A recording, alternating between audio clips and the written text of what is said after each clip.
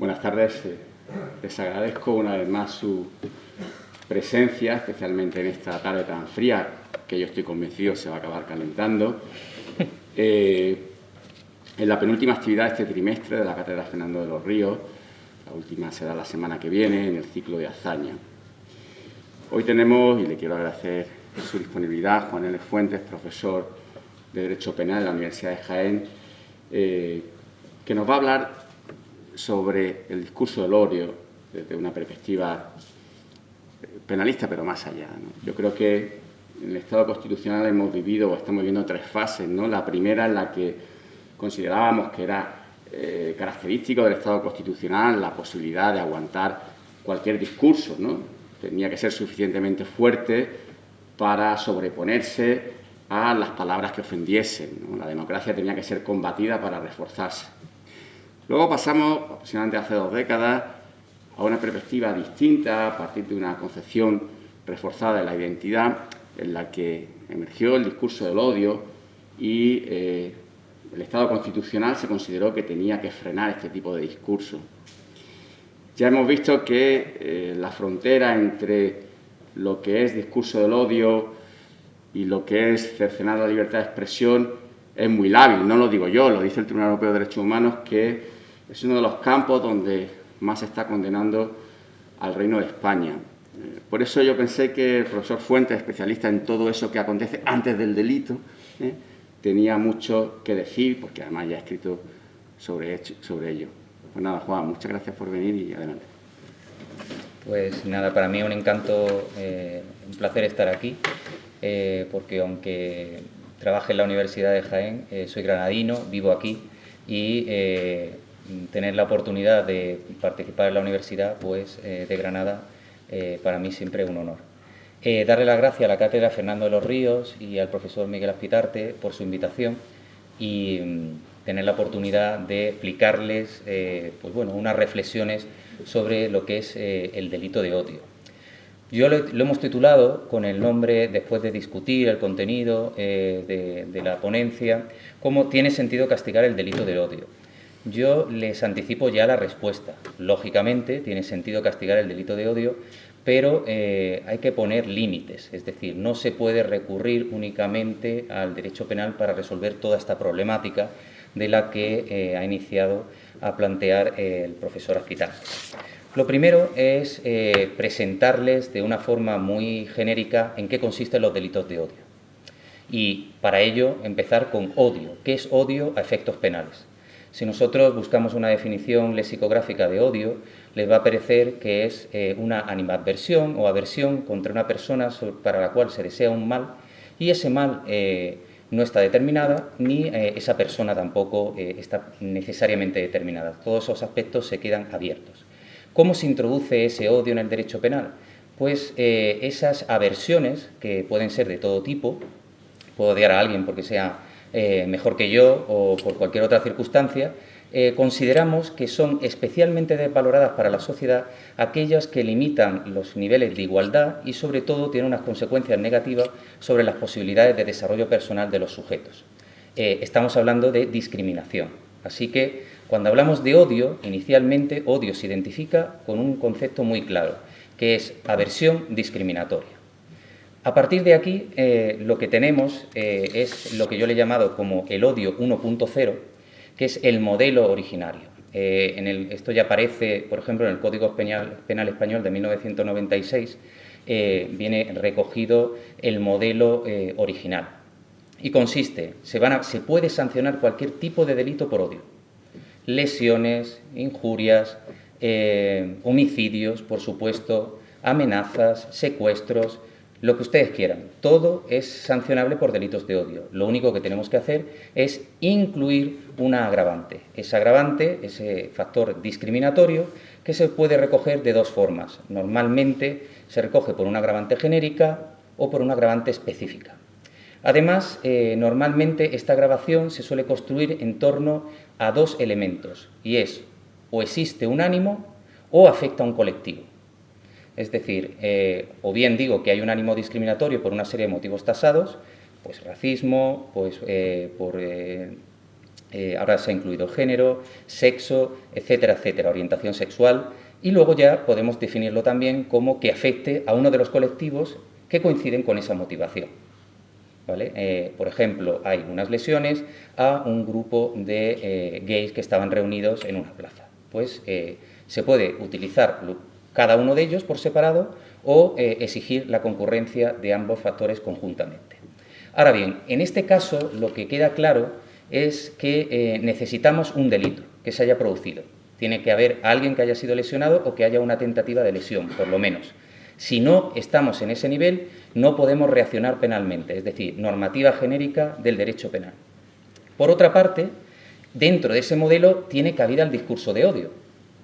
¿Por qué tiene cabida el discurso de odio? Porque piensen que todas las conductas que sean atentados contra el honor, injurias o calumnias, que sean amenazas contra individuos o contra colectivos, pueden ser sancionados.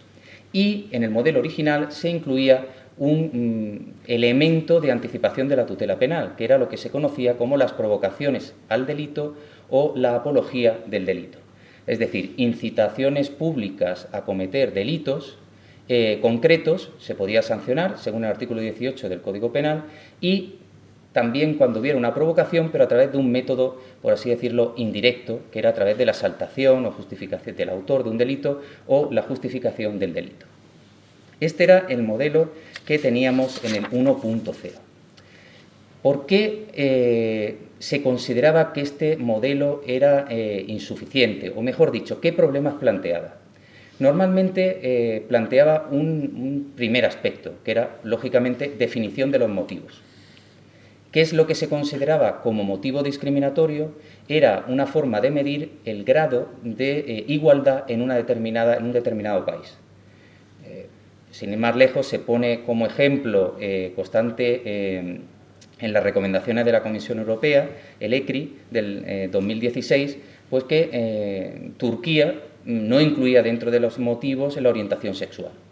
Pues básicamente porque existe un debate muy potente en la sociedad e incluso se podía plantear si había una persecución de orientaciones sexuales que no coincidieran con la moral mayoritaria. Entonces, primer debate, si se incluía eso. Segundo problema, pero que este era el primero, era más bien de en qué sociedad nos encontrábamos. Segundo aspecto que teníamos era cómo probar esa motivación.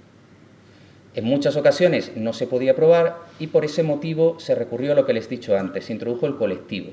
Entonces era el que lesionara este grupo de, cambiando de ejemplo, pues de marroquíes, por el hecho de ser marroquíes.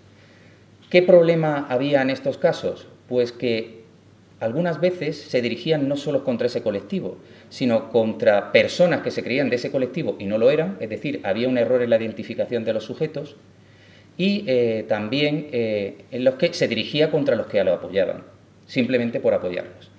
Pero esto se resolvió fácilmente y se dijo, ampliamos el concepto de colectivo y colectivo se incluye también todos aquellos sujetos afines, de tal manera que no solo era el colectivo, sino todas las personas que estuvieran vinculadas con el mismo. O, segundo aspecto, que el sujeto diciéndose que fuera el colectivo real o representado erróneamente por el autor del delito.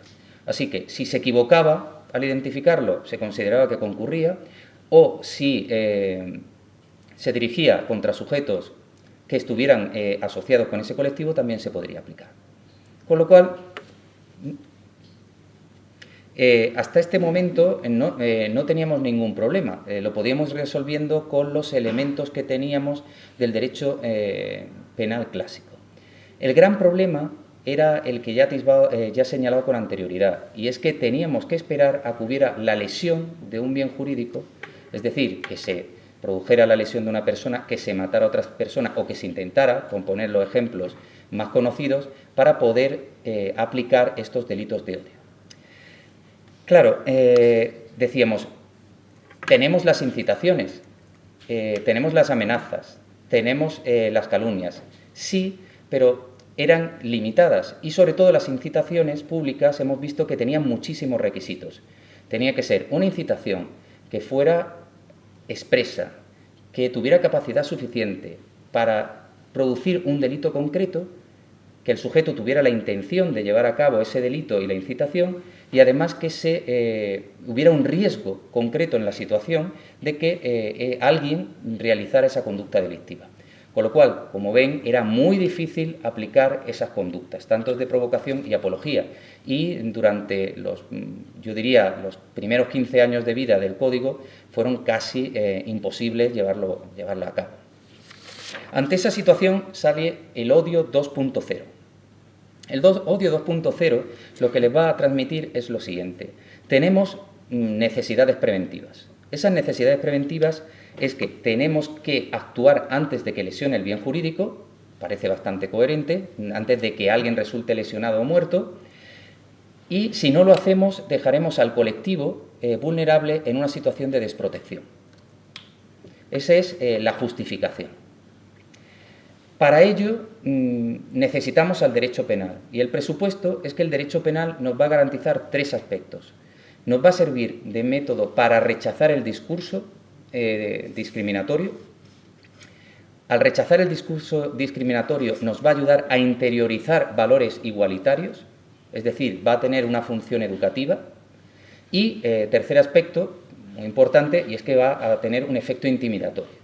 Es decir, rechaza, educa y además intimida. Esas serían como las funciones que se le atribuye al derecho penal en ese modelo de odio 2.0. Ahora, ¿cómo se construye este modelo nuevo? Pues este modelo nuevo se hace en primer lugar sobre esa imagen o esa figura de la incitación pública. Pues lo que hacemos es quitarle elementos. Si tenemos problemas de prueba, pues vamos a exigir menos elementos para que concurra la incitación pública. Y así que la incitación pública le quitamos. ¿Por qué tiene que ser una incitación? Fuera. Si es una apología, ¿por qué tiene que ser una exaltación o enaltecimiento? Lo quitamos de los requisitos. Si teníamos un problema de que incitara un delito concreto, pues a delitos genéricos. Y seguimos así. No hay puesta en peligro y no hay intención. De tal forma que algunas veces, algunos tipos queden el que se manifiesta de tal forma que incita al odio, se considera que realiza una conducta delictiva de odio. Fíjense, eliminamos esos elementos. Segundo aspecto, hemos integrado las injurias y también las descafeinamos. ¿Cómo? Pues definimos que hay injuria cuando el colectivo se siente injuriado. Es decir, es el colectivo el que en función de su sensibilidad decide cuándo hay o cuándo no hay injuria. Esto siempre lo poníamos de ejemplo como un problema, porque si dejamos a la persona que decida cuándo se siente injuriado o humillado, se abrían el abanico de conductas que podían ser, a lo mejor, de mal gusto, pero que se incluían como de forma de humillación, pero que en un modelo objetivo en donde se exige qué es lo que consideraríamos todos, no necesariamente tendrían que aparecer. Tercer elemento, y este es el más llamativo, y es que el odio se convierte en delito de odio. ¿Cómo se hace esto? Pues aparece el término odio en los tipos penales y se convierte en el objeto de protección. Entonces, se llega a decir, en los delitos de odio, sobre todo en el discurso de odio, ¿qué es lo que se protege?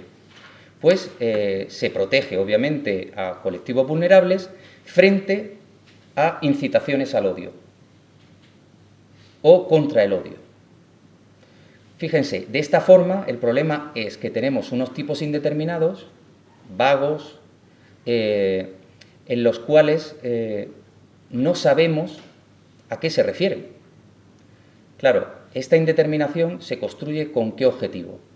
Pues para resolver el problema inicial que teníamos. Si teníamos problemas para castigar a las ciertas conductas, dejamos tipos muy vagos de tal forma que nos permiten la introducción de cualquier comportamiento. Esa incitación al odio, el odio cuando se le intenta buscar una concreción, lo que se hace es que se identifica el odio con la paz pública. Y ¿cuándo se produce una lesión de la paz pública? Pues se dice, cuando se creen climas. ¿Y qué climas? Pues climas predelictivos, climas de hostilidad contra los sujetos o climas de inseguridad. Curiosamente, cuando llegamos a este punto, nos dimos cuenta de que también probar el clima, que se había producido un clima, era muy difícil. Así que dijimos, no pasa nada, un paso atrás, que tenga capacidad para crear estos climas. Y nos dimos, bueno, pero es que para valorar la capacidad es también muy difícil. Pues otro paso atrás, conductas que sean capaces de favorecer la creación de climas predelictivos, de hostilidad y de inseguridad. Eso es lo que tenemos ahora mismo en el código. Si ustedes ven al artículo 510, aparece incitación al odio y luego toda la forma, incitación al odio, apología del odio, favorecimiento, cualquier tipo de favorecimiento no solo de la incitación al odio, sino incluso de la apología al odio, es todo una consecución en una cadena descendente para poder abarcar cualquier tipo de comportamiento.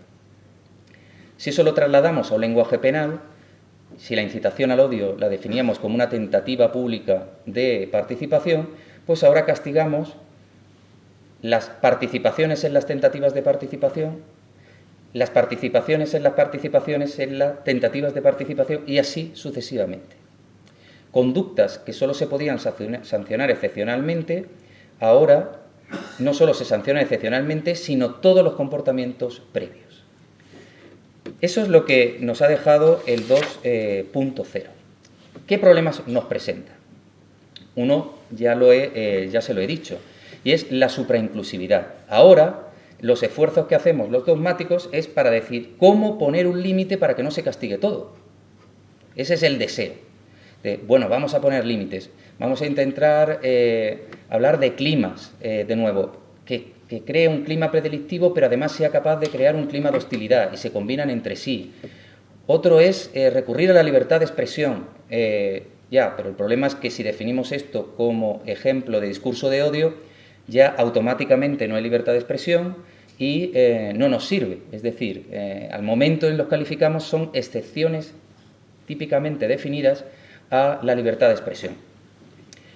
Se hicieron muchos esfuerzos, no le voy a aburrir con todas estas posibilidades y finalmente lo que nos quedó claro es que tal y como estaba regulado, la regulación no nos proporcionaba unos límites claros. ¿Qué efecto tiene una regulación en principio de esta naturaleza? Pues tiene un efecto de desaliento, o es lo que se define teóricamente. Todo el mundo que le hablan, un efecto de desaliento en un doble sentido. Pues desaliento en el ejercicio de los derechos. Se supone que si conocemos que pueden afectar cualquier manifestación que esté relacionada con estos contextos, pueden ser constitutivas de delito, pues nosotros lo que haremos será pues, no manifestarnos. Ya veremos que esto tiene una serie de premisas. La primera y más importante es que llegamos a conocer que existe esta normativa, con lo cual yo al comentarle esto lo que estoy ejerciendo un factor de desaliento en ustedes, decirles cuidado que me he enterado ya que por decir ciertos comentarios puedo ser sancionado penalmente. El segundo factor de desaliento es preventivo, es decir, si nosotros nos convencen que todo tiene que ser resuelto por vía penal, pues dejamos de preocuparnos por nuestra labor como elemento preventivo informal.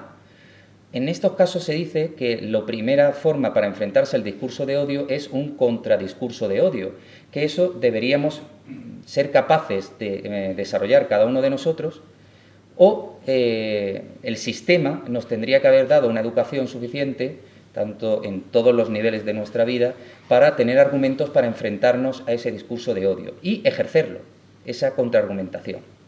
También se plantea que faltarían otras medidas preventivas de las que hablaré a continuación.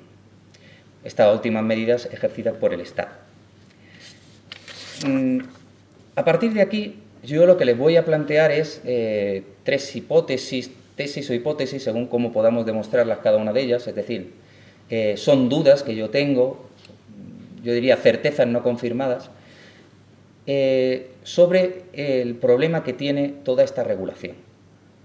El primero es que si es un problema muy grave y acudimos al derecho penal, tendríamos que tener la certeza de que el derecho penal es un mecanismo con una eficacia suficiente. Es decir, que por medio del uso del derecho penal podemos resolver este problema. Primer aspecto negativo. Pues el primer aspecto negativo es que hay un problema socioeconómico de fondo y que en esos problemas socioeconómicos es muy difícil actuar a través del derecho penal. El derecho penal no cambia la realidad socioeconómica, para eso necesitamos otro tipo de políticas de prevención primaria. Segundo, si lo que pensamos es que podemos motivar a un sujeto que es potencial delincuente o potencial autor, sujeto activo de estos delitos, tenemos que plantearnos qué proceso, qué fases tendría que seguir esa persona para decidir no cometer el delito intimidado por la pena. Pues tendría que, en primer lugar, no ser un fanático, es decir, ser un sujeto motivable. Parece ya una contradicción. En muchos de estos delitos estamos trabajando con fanáticos. Si son fanáticos, ¿cómo vamos a intervenir a través del derecho penal? En estos casos me dirán, la pena actúa inocuizando. Ya, pero es que la pena, en estos casos, para proteger la proporcionalidad, se ha reducido mucho. Estamos entre 1 y 2 años. Y además, normalmente se suspende, con lo cual no inocuizamos. Intentamos intimidar, convencer a la sociedad de que ciertas conductas serán perseguidas. Primer aspecto. Segundo aspecto, y es que ese sujeto conozca estas prohibiciones.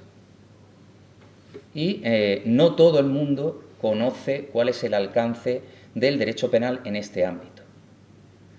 Tercer aspecto, y es que el sujeto, una vez que conoce esa prohibición, decida realizar un análisis de coste-beneficio. Y en muchas ocasiones no es así. En muchas ocasiones puede que decida que no le interesa este análisis de coste y beneficio porque puede decidir, por ejemplo, que está protegido por la libertad de expresión. Por lo tanto, quiere llevarlo hasta sus últimas consecuencias.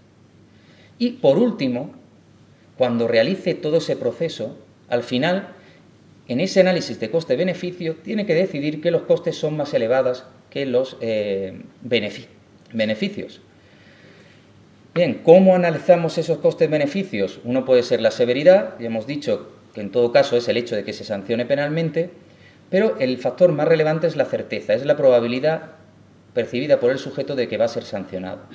Y en estas ocasiones ya veremos que la probabilidad es baja, porque el sujeto muchas veces lo percibe como baja por la experiencia personal, por experiencias que han tenido de terceros, y en algunas ocasiones porque objetivamente, efectivamente, esa probabilidad de sanción en estos casos es muy baja. Así que el problema que tenemos ahí es evidente, y es que no creo que lleguemos a convencer a esa persona a través de la amenaza de la pena, o que vamos a convencer a un número muy reducido. Realmente a quienes vamos a convencer son aquellas personas que tienen aversión al riesgo, es decir, que le da miedo con que haya una mínima probabilidad de ser víctima, ser sancionado penalmente, y que conozcan la normativa penal que existe. Si no concurren esos dos factores, el derecho penal no va a llegar a ningún sitio. Y además, recuerden el primer aspecto, no modificamos aspectos socioeconómicos. Esa es la primera duda que existe, ¿es un instrumento adecuado o no? Segundo, oímos constantemente que es un problema muy grave, sobre todo el del discurso de odio. Pero, ¿realmente es tan grave? ¿O los datos que tenemos nos dicen que es tan grave? Pues lo primero es que no hemos tenido datos. De hecho, el ECRI, en la recomendación del 2016, nos está diciendo se está tomando una decisión penal, pero no tenemos información sobre cuáles son los delitos de odio que se están produciendo, en el sentido de discurso de odio. No lo sabemos. Uno de los requisitos es que tiene que haber cada vez más informes estadísticos sobre las características, el volumen, la evolución y las características de este tipo de delitos. Pues ya empezamos mal, ¿no? En España, si no recuerdo mal, desde 2013 hay una serie de informes anuales sobre delitos de odio. Y lo pueden encontrar además muy fácilmente por Internet, nos dan información y es cierto que en esa información estadística nos dicen que van subiendo año a año. Ahora, si analizamos los datos, nos fijamos en una serie de factores que son interesantes. El primero, y es que podríamos decir que casi el 60% de los delitos del discurso de odio son de amenazas e injurias. A ver, amenazas e injurias estaban en el modelo inicial, el 1.0, que era el más respetuoso con principios constitucionales y principios garantistas penales.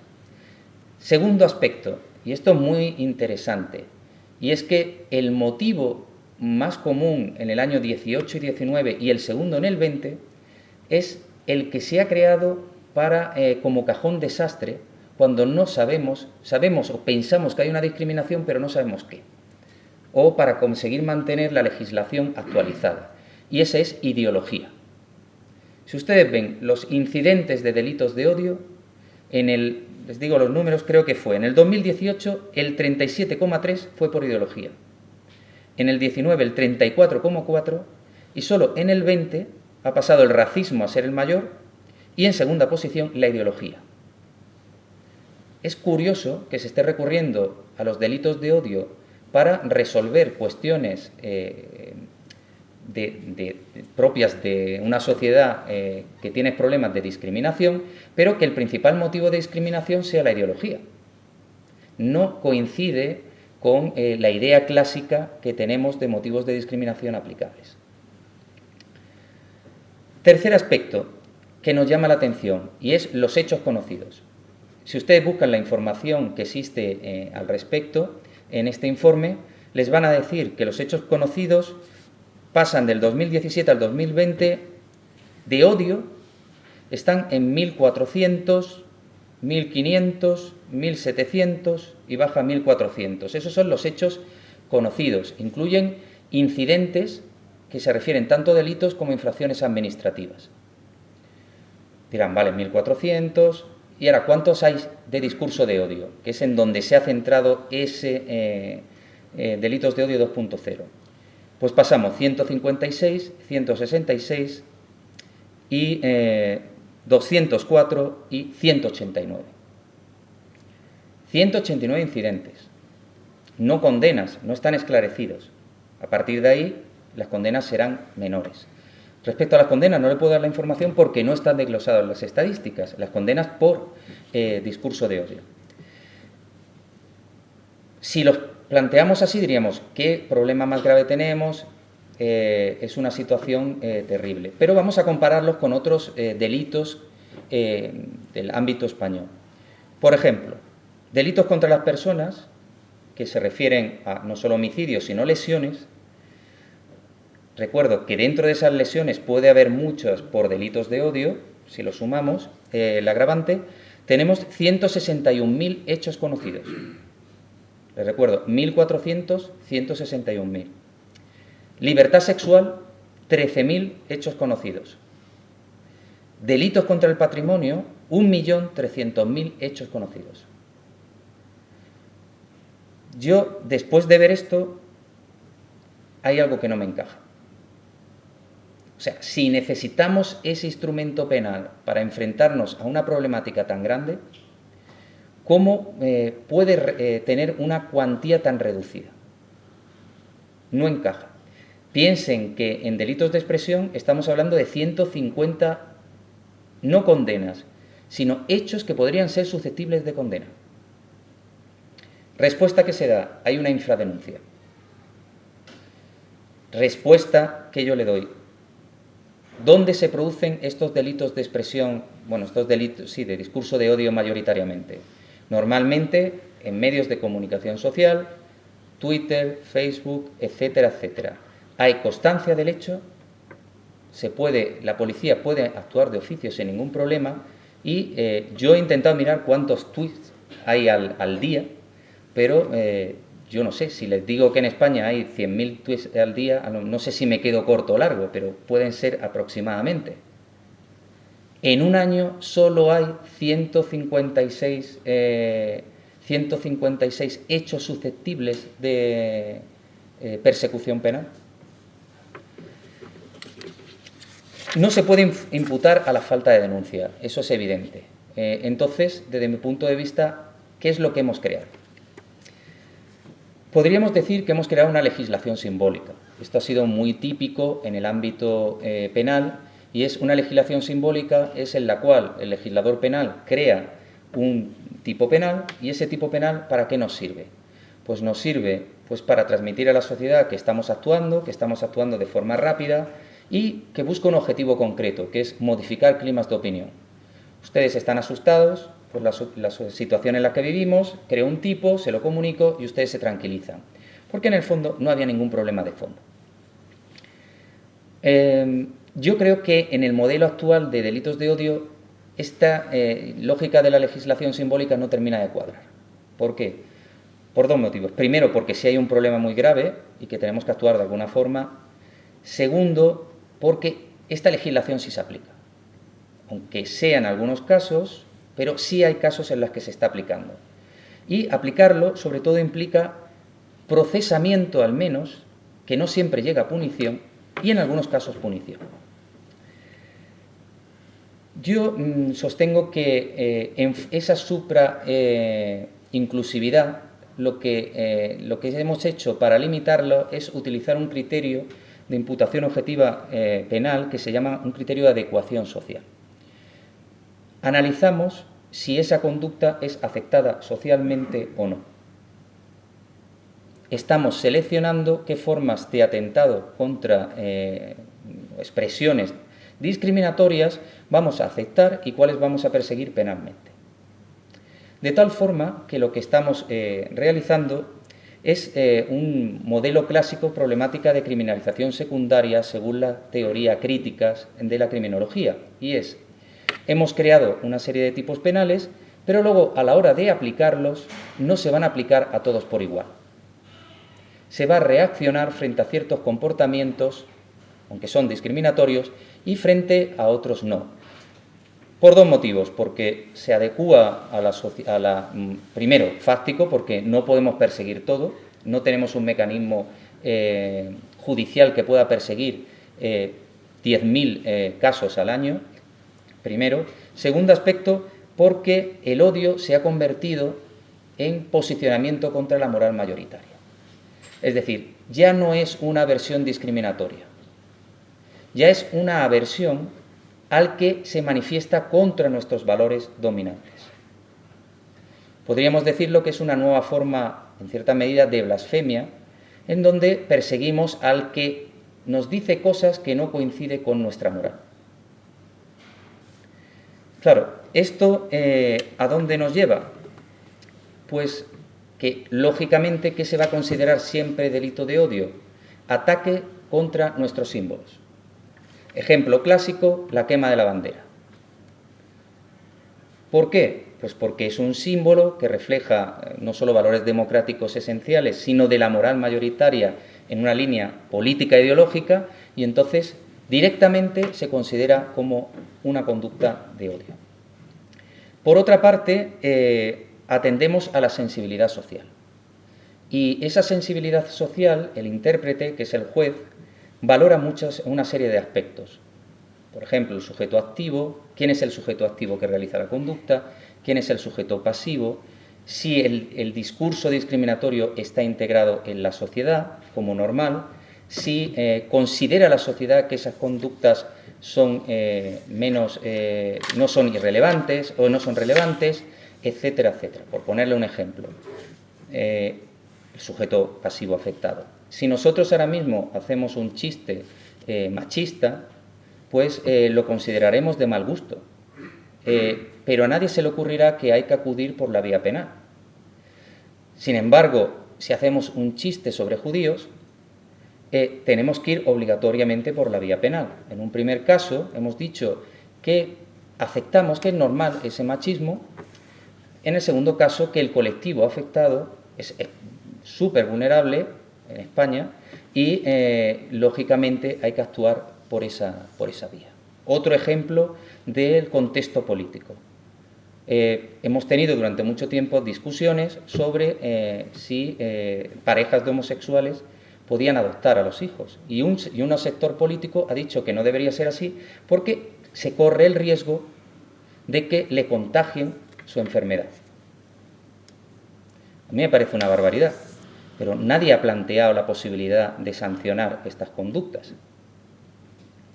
¿Por qué? Porque se consideraban que como formaban parte de la discusión política no podían ser una forma de discriminación penalmente relevante, pero hemos visto que tenían cabida dentro de tipos tan abiertos que hemos recogido. Otro ejemplo que podríamos ponerles es si yo soy un cantante y no en mis canciones, que también, y digo que a la derecha, ultraderecha, sería necesario que vinieran grupos armados a lesionarlos, con otras expresiones, pues hemos dicho que es una barbaridad y han sido procesados por estas cuestiones. Apología del terrorismo. Ahora bien, si yo digo que estoy de acuerdo con un modelo antiguo, el franquismo, en el cual tiene que volver para poner en su sitio a los rojos y homosexuales, que desde luego es una conducta incluible dentro del artículo 510, nadie lo plantea. De hecho, llegamos a la discusión de si tenemos que sancionar, crear un tipo de apología del franquismo, cuando obviamente no era necesario porque nos cabía dentro del artículo 510. Bien, el problema que tenemos, o mi hipótesis, es que las probabilidades de sanción en este contexto son inversamente proporcionales a la situación económica del sujeto. Es decir, cuanto menos poder socioeconómico se tenga, más probable es que su discurso sea sancionado. ¿Por qué? Porque desde mi punto de vista lo que estamos viendo con el 2.0 es el traslado de un conflicto social, de un debate en sociedad sobre lo que tiene que ser considerado como moral mayoritaria y objeto de protección constitucional, se traslada al Código Penal.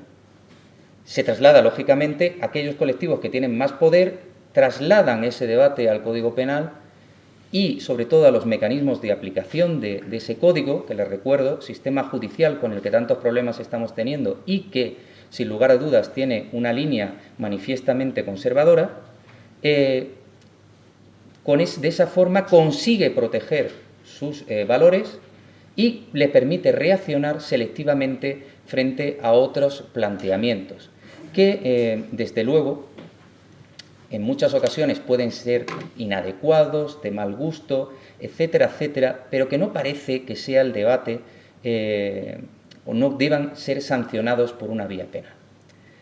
En definitiva, ¿qué es lo que habría que sancionar? Hay que sancionar por la vía del discurso de odio aquello en lo que hay acuerdo en la sociedad actual.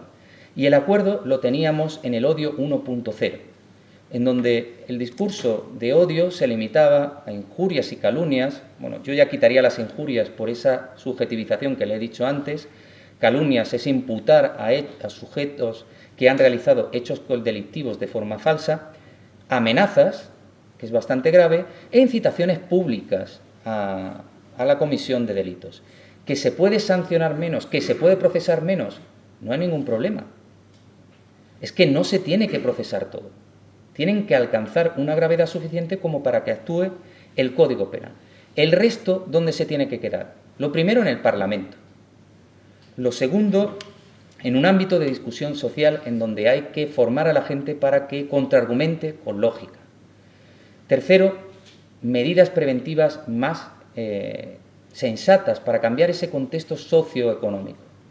Y eso, pues bueno, en el plan de lucha contra los delitos de odio del 2019, recogen ese aspecto en lo que se llama el punto, me parece que es el 4, que es sensibilización, donde hablan pues todas esas campañas para sensibilizar a la sociedad, dar visibilidad a los grupos, políticas de apoyo, etcétera, etcétera. Se podría también acudir a o insistir en el factor de la educación. Yo aquí lo lanzo, y el que quiera, que el guante que lo recoja, que lógicamente si la libertad de expresión no es un derecho absoluto, el derecho de la educación, elegir la educación de los hijos por los padres, tampoco debería ser. Así que tan inconstitucional es, o no amparado por la libertad de expresión, es ciertas manifestaciones de discurso de odio, como ciertas educaciones a nuestros hijos en valores no igualitarios. Eso no quiere decir adoctrinar, eso quiere decir que podemos y tenemos que garantizar que nuestros hijos tengan un nivel de comprensión de lo que es la igualdad y la tolerancia superior al que reflejamos o tenemos en la actualidad. Y eso impide, de mi punto de vista, políticas como pueden ser el PIN paternal o conductas por el estilo. Me parece mucho más grave eso que alguien haga chiste de mal gusto, como el que se ha debatido hoy, que es de muy mal gusto, lógicamente, el chiste que han contado, el que están juzgando sobre pues mantener relaciones sexuales con personas con síndrome de Down, pero desde un punto de vista del efecto que tienen estas conductas, me parecen mucho menor o menos arriesgadas que la educación que le estamos dando a nuestros hijos. Por último, y con eso termino, no les agoto más, creo que se acerca o debería acercarse un delitos de odio 3.0, en donde se volviera en parte a ese modelo original, pero en donde se intentara reaccionar con lo que a mí me parece el mayor peligro. Y el mayor peligro es que ahora mismo estamos recibiendo constantemente noticias falsas que intentan justificar y dar apoyo a líneas, sobre todo no antidemocráticas, sino para líneas de discriminación, entre otras, y que yo creo que es el debate que tendríamos que estar analizando. No si perseguimos chistes por el mal gusto que tengan, sino si perseguimos a los que están falsificando las noticias y donde nos están dando información falsa constantemente para justificar políticas de hostilidad y de discriminación. Ahí es donde está el verdadero problema actual. Bueno, ya veremos, esperemos que no ampliemos todavía más para que ya no podamos incluir eso, porque nos encontraríamos con el mismo problema, pero sin precisión para actuar contra esas nuevas situaciones criminológicas. Pues nada, eso era todo. Muchas gracias por la atención y estoy pues, disponible para cualquier pregunta, comentario, crítica. Aquí se puede aceptar cualquier crítica.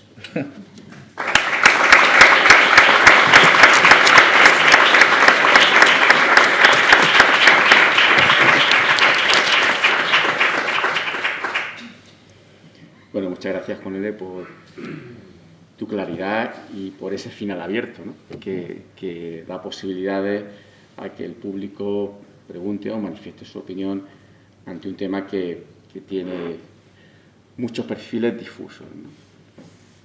Pues, su palabra, por favor. Le van a dar un micrófono porque se está grabando.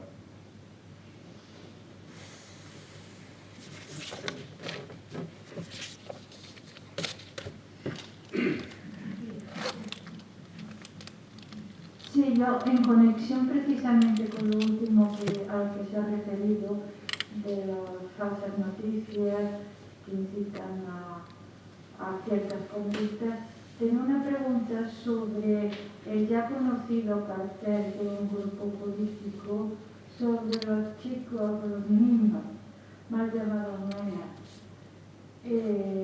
Vamos, en Madrid, yo aquí no lo he. En Madrid, en el que realmente se decían falsedades constatadas, no injurias, sino falsedades constatadas, y que en cambio la denuncia de esto no llegó a ningún sitio. Yo no lo he entendido. Si usted me explica un poco cómo fue, porque no entendí para nada la respuesta judicial que se dio a esto. Bueno, la respuesta exacta que se ha dado, yo no lo leí, pero le voy a decir mi opinión al respecto. Y es que si lo peculiar de todo esto es que si hablamos que podemos sancionar la humillación a las víctimas, resulta extraño que sean las víctimas, parece que solo pensamos en las víctimas de terrorismo, salvo cuando hablamos de chistes, que es que hablamos de las víctimas de actos discriminatorios.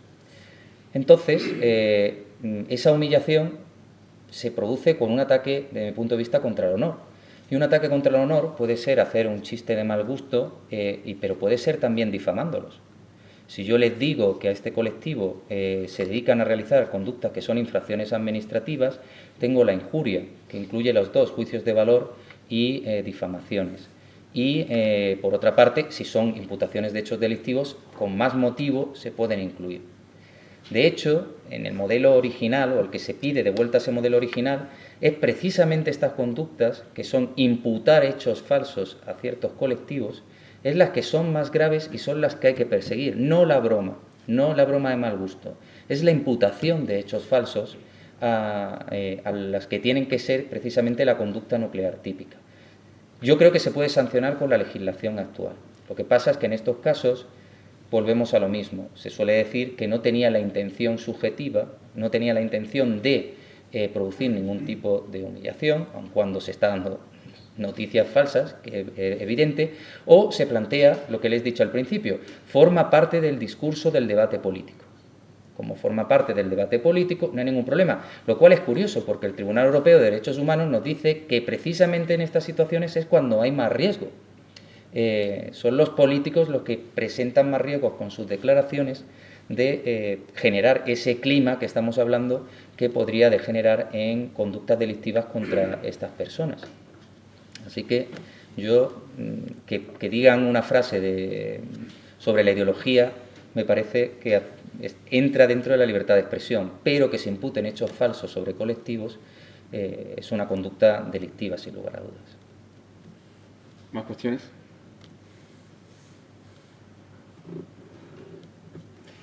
Sí, pues casi voy a lanzarme yo.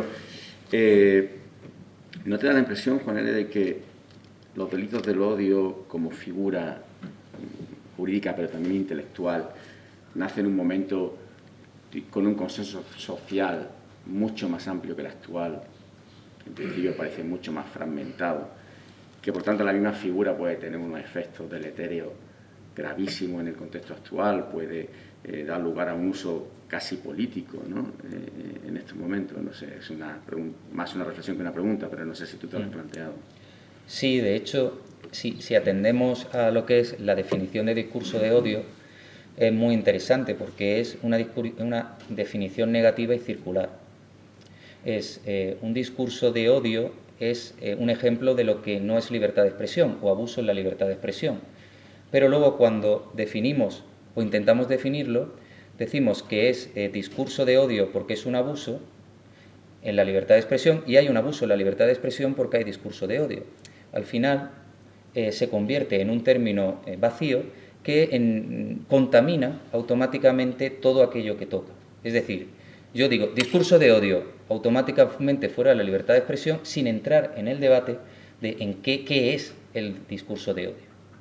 Claro, para mí esto es gravísimo. A mí me recuerda un poco la película de los Monty Python, La vida de Brian, en donde al que decía la palabra Jehová le tiraba una piedra, y cuando decía que ha dicho Jehová, y entonces el otro le tiraba otra piedra, y te convertías automáticamente en responsable simplemente por repetir ciertos comportamientos, o ciertas palabras.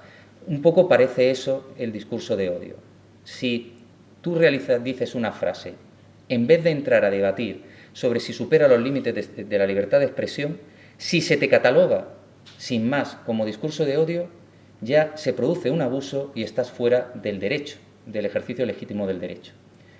Claro, los efectos son terribles, porque es una privación, una limitación del derecho absurda. Les pongo un ejemplo. Lo que estoy diciendo yo sería discurso de odio, hasta tal punto que en legislaciones como la ley alemana tienen que decir expresamente en el código que cuando se tenga una finalidad educativa no lo es. Que es absurdo. Lógicamente, si tengo una finalidad educativa y estoy hablando sobre el tema y no creo en ello, pues no puedo estar cometiendo un discurso de odio por hablar sobre el discurso de odio. Pues en esos extremos estamos llegando con la legislación actual.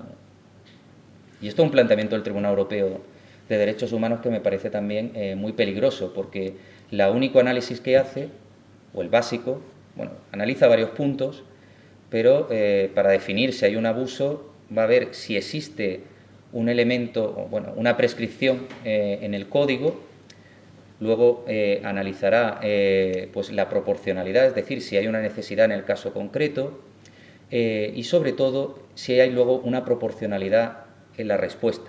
Entonces, al final no eliminamos todo que sean los fines, la necesidad interna, y se queda el análisis del Tribunal Europeo de Derechos Humanos en si está prescrito o prohibido y si es la respuesta proporcional. Con lo cual, si ustedes castigan penalmente y le ponen una pena pequeñita, pues no se preocupen, ustedes castiguen como delito, como discurso de odio, porque nosotros no le vamos a poner ningún impedimento.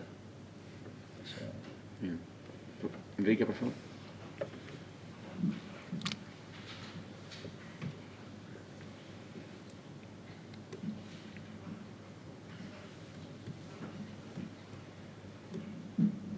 Bien, muchas gracias, Juan Fuentes, por la conferencia que me ha despertado muchas dudas, como ha dicho antes, certezas, ¿cómo lo he llamado? Certezas sin demostrar. Sí. Hombre, yo tengo una certeza que creo que es justamente contraria a la que tú tienes, ¿no? Hay un momento que hay que sancionar aquello en lo que hay acuerdo. Yo el problema que veo es que tenemos un problema muy serio en ese sentido, ¿no? Me parece que estamos en una situación de crisis moral, de crisis civilizatoria, incluso me parece no muy exagerado, que hace que sea bastante difícil ponernos de acuerdo, ¿no? Entonces, por esa razón se utiliza ese enfoque preventivo, esa legislación simbólica. Yo creo que esa es una de las razones. A mí quería comentarte dos cosas. Una un poco del alcance más general. El alcance más general es que, precisamente por esta situación de crisis, de marasmo general, en la que creo que estamos todos, en la que yo creo que el legislador también es consciente que se corren graves riesgos. Creo que las redes sociales han hecho por la libertad de expresión, todos sabemos lo que ha supuesto, ¿no? Es decir, cuando antes uno hablaba y interactuaba con 10, 12, 20 personas, todo lo más, ahora hay una interactuación masiva, lo cual supone pues, una posibilidad masiva de herir, no ya bienes jurídicos, sino susceptibilidades. Y hay grupos que consideran sus susceptibilidades bienes jurídicos necesitados de protección, cosa que es una barbaridad como la que todo pino, ¿no? Entonces, claro, ¿qué es lo que ocurre desde mi punto de vista? Que en esta situación de crisis, el legislador y la sociedad también entiende que más vale agarrar, ¿no? Más vale coger las riendas fuertes, ¿no? Que, como de la misma manera que en los años 30, por ejemplo, hubo una serie de discursos en la Alemania de Weimar y en el fascismo italiano que supusieron lo que supusieron y que tuvieron que ver en gran medida gracias a o que se produjeron en gran medida gracias a las innovaciones tecnológicas como la radio y tal y cual, pues ahora nos encontramos con una situación verdaderamente límite en la que no sabemos bien de qué lado vamos a caer, en que en vez de haber radio hay internet y esto genera una explosión o una posible explosión y entonces colocamos, hay un mecanismo que es el discurso del odio para frenar aquello que, como tú dices, pueda ser constitutivo en algún momento de un ambiente propiciatorio de unas conductas que eventualmente podrían dar lugar a una... en fin, lo cual significa desde el punto de vista del derecho penal que efectivamente tú lo sabes mejor que nadie, un disparate concreto, ¿no? Entonces yo creo que esa es un poco la explicación del tema. Dicho esto, yo creo que los delitos del odio debe ser la respuesta penal contra el discurso del odio.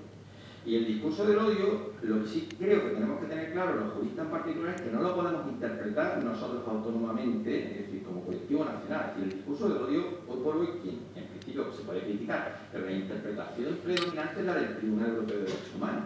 Y en este sentido, el Tribunal Europeo de Derechos Humanos deja muy claro, por ejemplo, que no podemos... el discurso del odio no es un discurso contra nuestros símbolos, no es un discurso contra nuestras instituciones, no es el contenido del discurso del odio como salió a colación en el tema de la sentencia contra la quema de la bandera, ¿no? De hecho, dijo allí, esto no es discurso del odio, ¿vale? Entonces me parece interesante apuntar esto, ¿no? Y quería saber exactamente tu opinión, porque en esas sentencias, por ejemplo, el Tribunal Europeo de Derechos Humanos viene a decir que tiene muchas dudas acerca de la propia conformidad con el Convenio Europeo de delitos como el delito de injurias a la corona o incluso el delito de ultrajes a España. Es decir, mientras eso siga como delito y digamos, se empaquete todo dentro del paradigma del discurso del odio, pues aquí estamos verdaderamente perdidos, ¿no? Desde mi punto de vista. Entonces quería saber tu opinión sobre este tema. Pues muchas gracias, Enrique. La verdad es que son un montón de preguntas en una.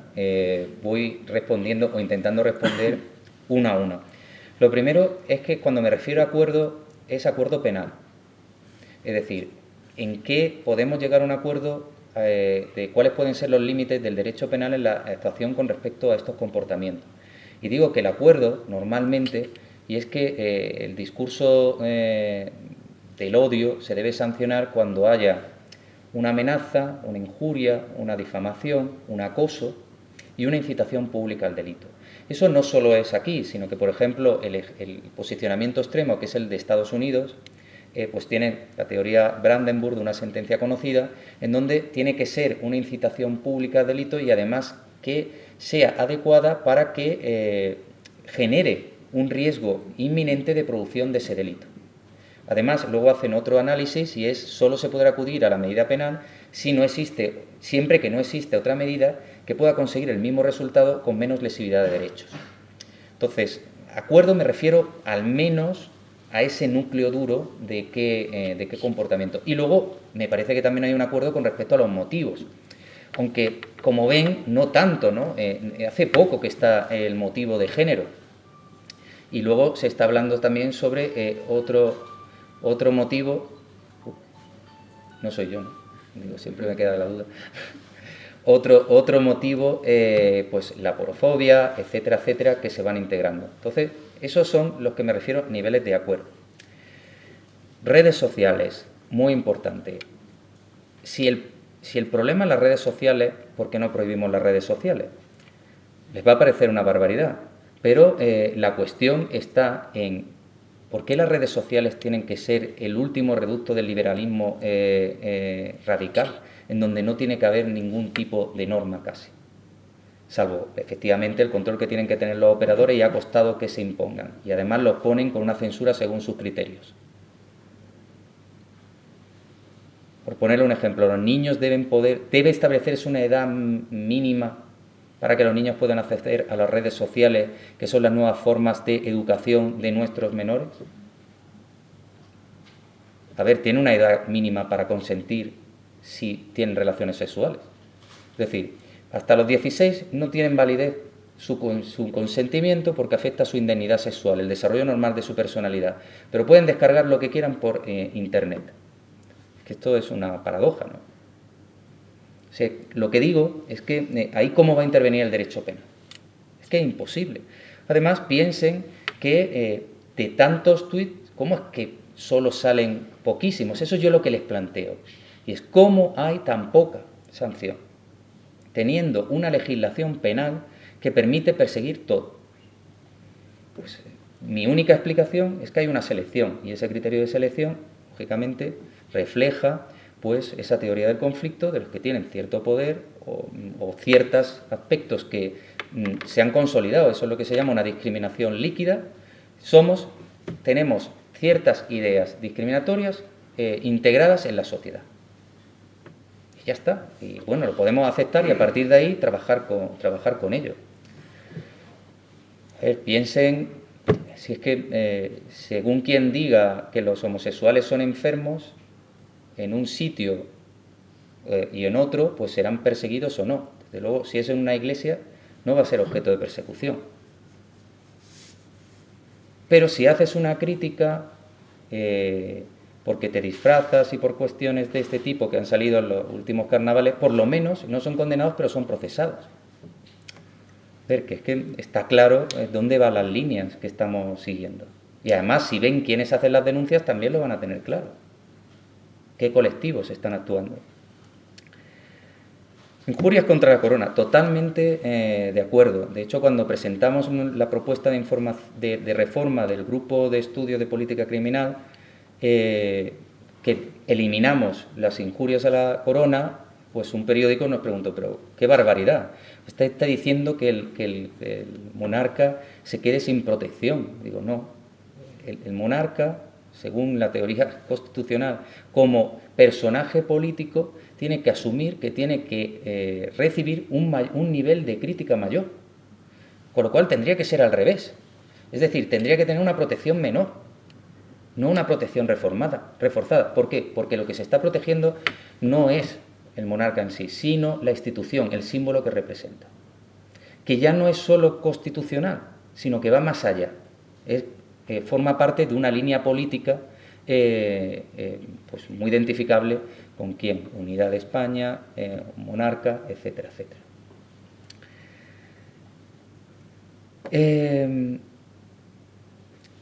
Importante, por último, y es que respecto a las discusiones que hay en la sociedad, a mí lo que me preocupa al final, y es que no es lo que digamos lo que convierte una conducta en odio, en discurso de odio, sino la reacción de la sociedad a nuestra conducta. Eso es lo grave. No es lo que yo digo, sino la reacción de la sociedad. Es el modelo clásico de definición de desviado, el etiquetado. ¿Quién era el desviado? ¿Quién realiza conductas desviadas? Aquel que la sociedad define que está realizando conductas desviadas.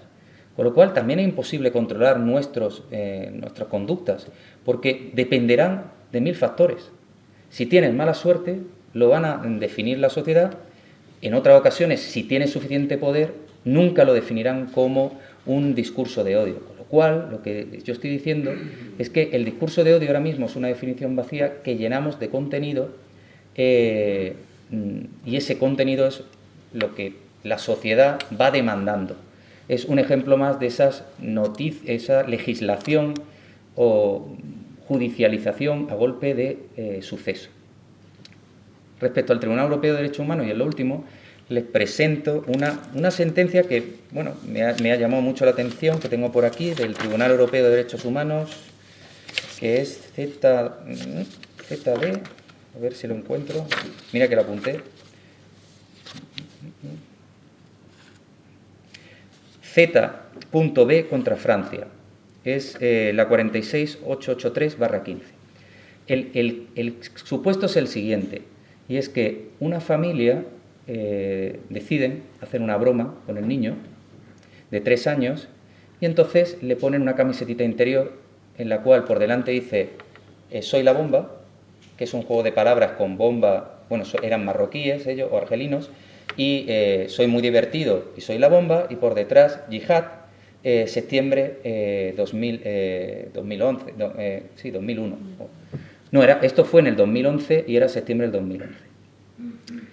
Tiene una discusión la familia y deciden que, bueno, que es una broma, que no tiene importancia y que además que como le van a poner un jersey, que no hay ningún problema, pues lo llevan a la guardería con el jersey puesto. Tienen la mala suerte de que con ese jersey pues se le mancha o lo que fuera, se lo quita la cuidadora o el cuidador, no lo sé, y de repente ve ese mensaje y se conmociona, lo denuncia a la policía, avisa al alcalde y se arma la de Dios. Al final estos terminan condenados, estas dos personas, creo que era una pena de 3 meses, 4 meses de prisión. Terminan en el Tribunal Europeo de Derechos Humanos y el Tribunal Europeo de Derechos Humanos le dice que no hay una infracción del artículo 10.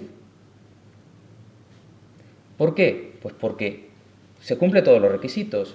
Hay una prescripción, está hablando de unos de los fines por los cuales se puede limitar del artículo 10 y además hay una situación de necesidad concreta y la respuesta no es desproporcionada, con lo cual el Tribunal Europeo dice que no se infringe.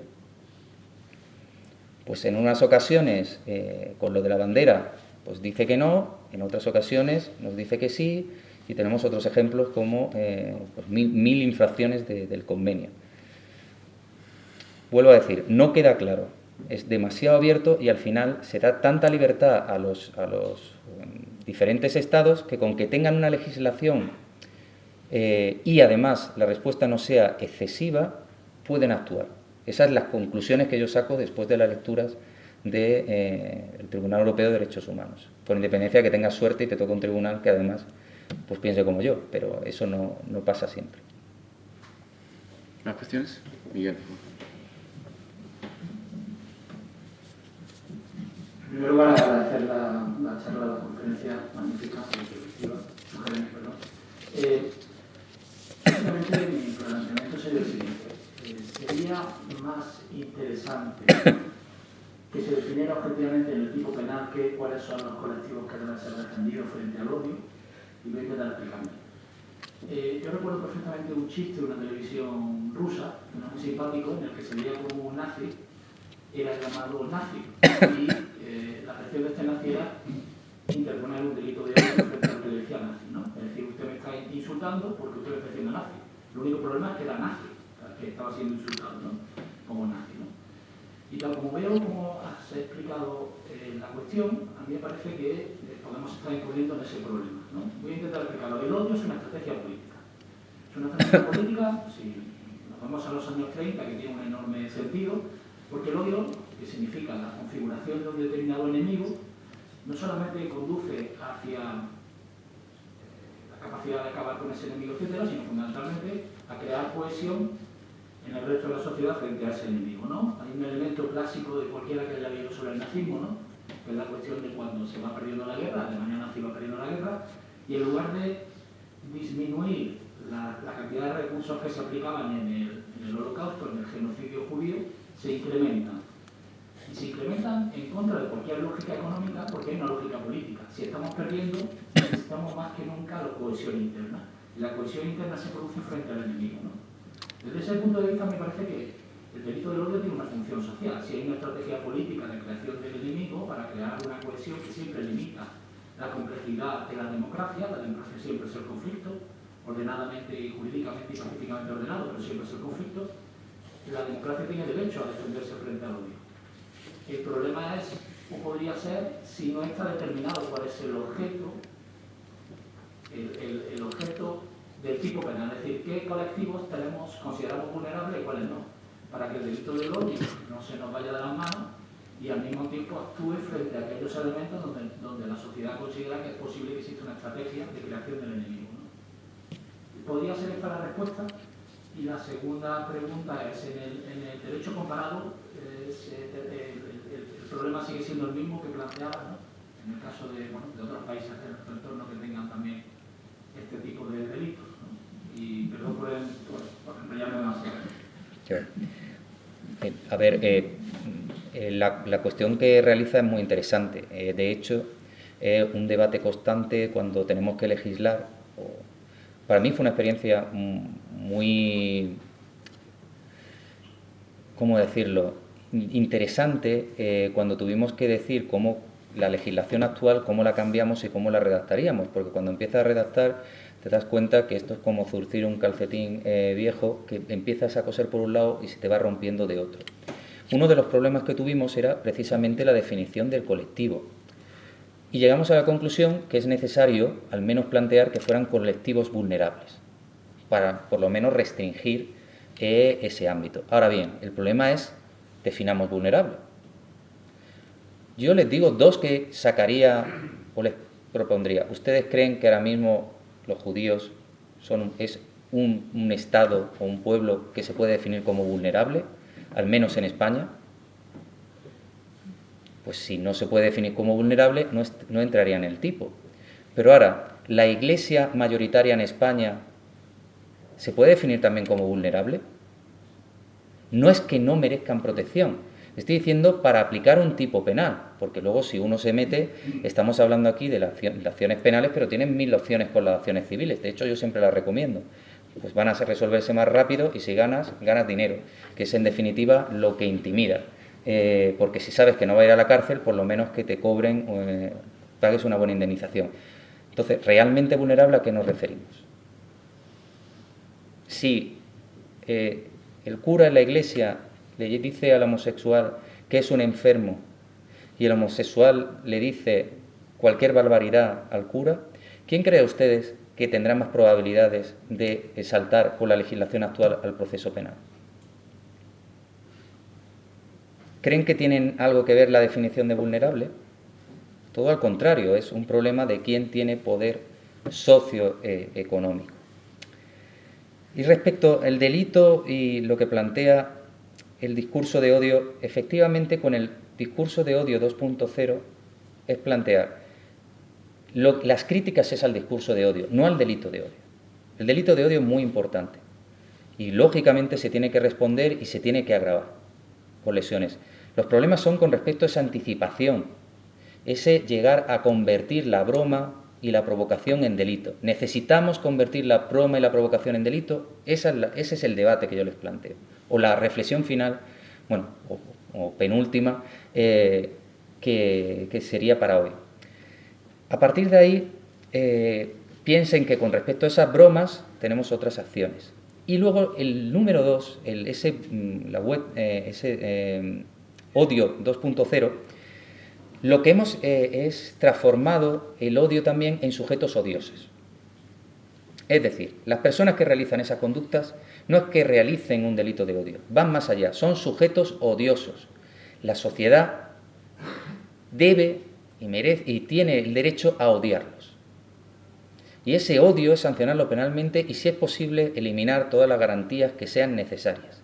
Es una reinterpretación de una figura que surgió sobre todo en la década, a mitad del 2000, 2005, que era el derecho penal del enemigo. Pues es frente al enemigo hay que quitar todas las derechas y garantías materiales y procesales. Pues bueno, este es el reflejo en los delitos de odio. Ahora, en vez de llamarle enemigo, le llamamos sujetos odiosos o odiables, como quieran definirlo, ¿no?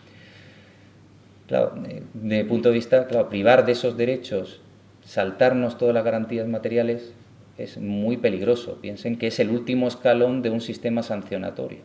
El derecho penal, deberíamos recurrir solo a él en última instancia, incluso cuando sea eficaz, porque piensen que crear tipos indeterminados que se pueden sancionar en todas las ocasiones con una pena muy grave, claro que puede ser intimidatorio.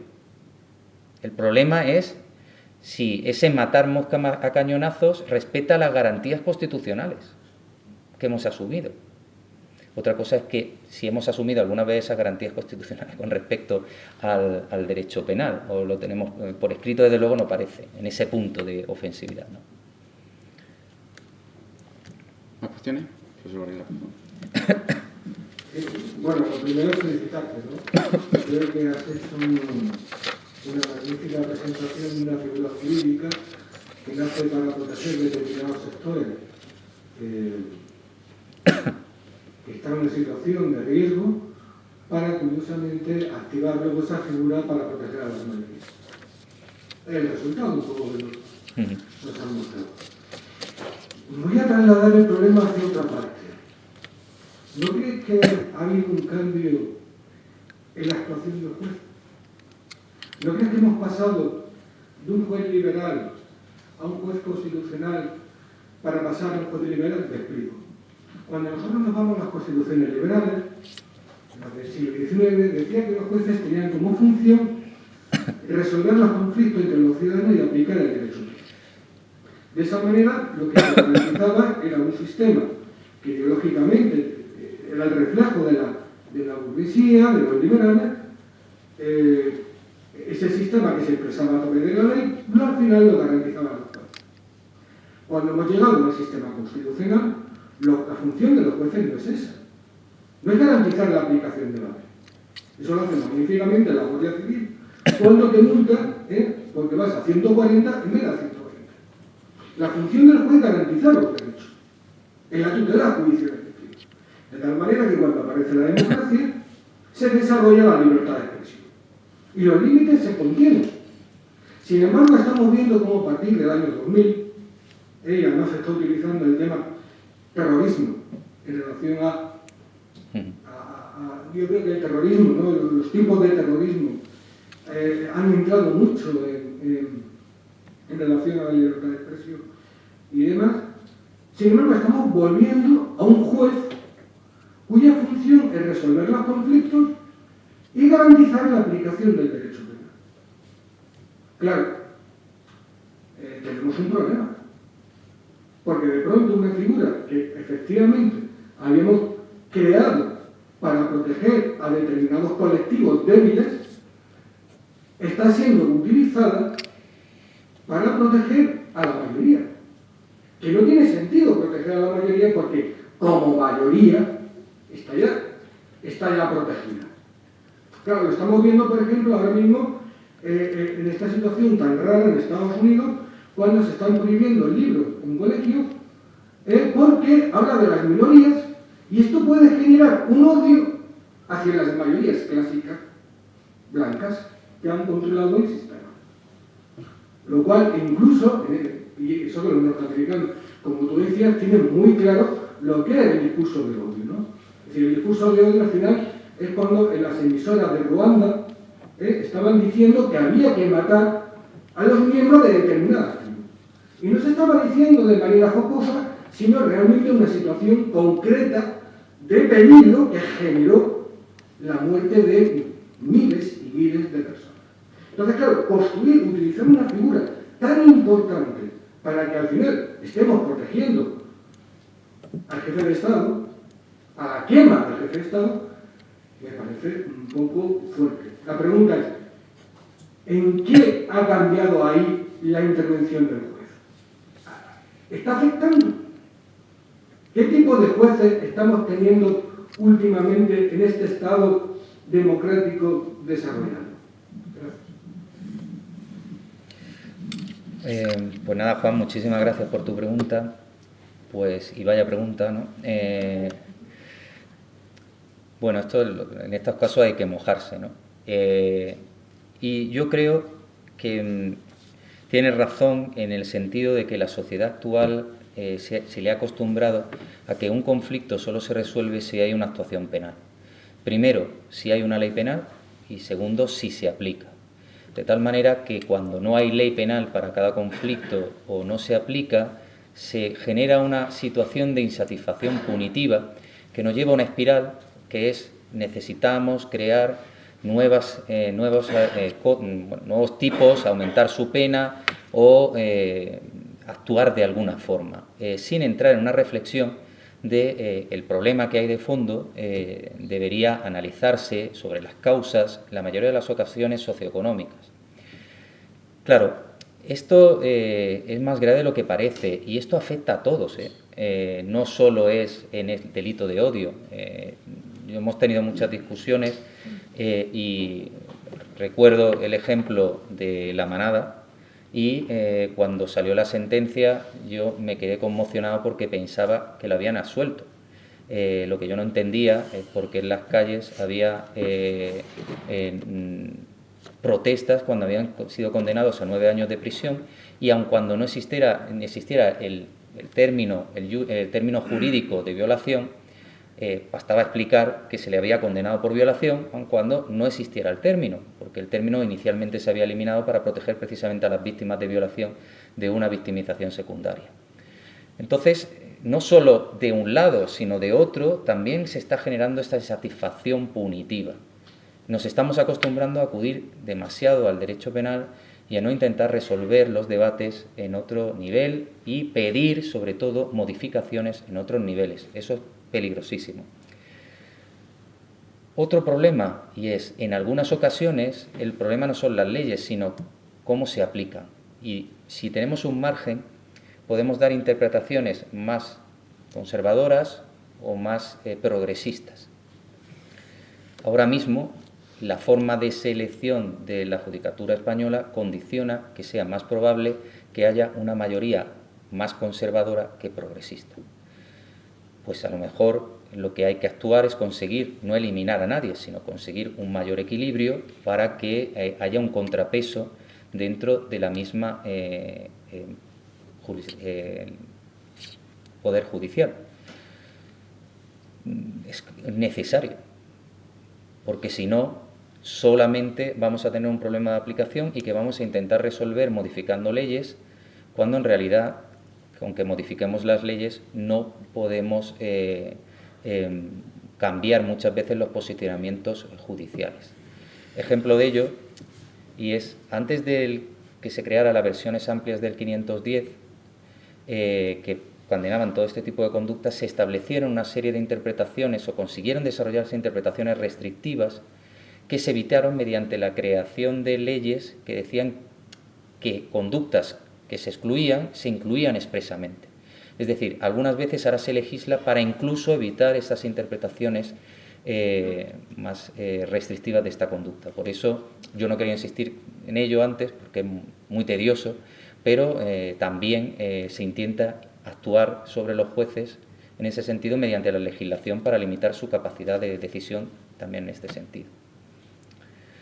Y bueno, antes se quedó una pregunta que no te respondí, pero básicamente porque estoy en ello, estoy estudiándolo. Ahora estoy con sobre todo el trasfondo comparado americano e inglés, que son los más permisivos, son los que van por esa línea más de amplio margen de libertad de expresión. En ámbitos de otro tipo, como el alemán, pues tienen figuras muy próximas a las nuestras.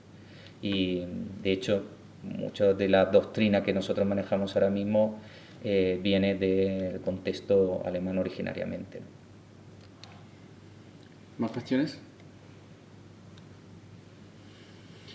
Bueno, yo creo, Juan L., que después de casi 1 hora y media te tenemos que agradecer que nos hayas ayudado tú y el público a tomarlo muy en serio lo que yo podría llamar la teoría jurídica de la broma. Es cuando aparece ese concepto me he acordado de la excelente novela de Milan Kundera, La broma, en la que reflexionaba sobre la opresión, los estados totalitarios, y solo si nos tomamos la broma en serio dejamos espacio al humor. O sea que muchas gracias, Juan. De nada, vosotros.